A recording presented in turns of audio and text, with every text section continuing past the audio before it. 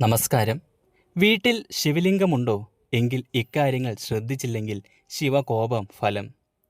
വീട്ടിൽ മഹാദേവന്റെ അനുഗ്രഹവും പോസിറ്റീവ് എനർജിയും നിറയ്ക്കുന്നതിനായി മിക്ക ശിവഭക്തരും വീട്ടിൽ ശിവലിംഗത്തെ വെച്ച് ആരാധിക്കാറുണ്ട്.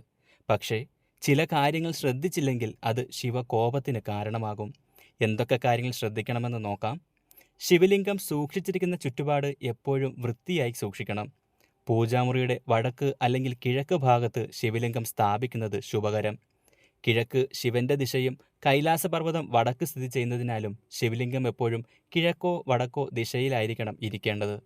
ശിവലിംഗം വീട്ടിൽ വയ്ക്കുമ്പോൾ വലിപ്പം പ്രത്യേകം ശ്രദ്ധിക്കണം. വീട്ടിൽ വയ്ക്കുന്ന ശിവലിംഗത്തിന് ചെറുവിരലിനേക്കാൾ വലിപ്പം പാടില്ല.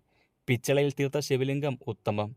വലിയ ശിവലിംഗം ക്ഷേത്രങ്ങളിൽ മാത്രം വെച്ച് ആരാധിക്കാനുള്ളതാണ്. വീട്ടിൽ പൂജിക്കാൻ ഒറ്റ ശിവലിംഗം മതിയാകും. ഒന്നിലധികം ശിവലിംഗം വീട്ടിൽ പോസിറ്റീവ് എനർജിയെ പ്രതിരോധിക്കും. അതിനാൽ വീടുകൾക്കുത്തമം ഒറ്റ ശിവലിംഗമാണ്.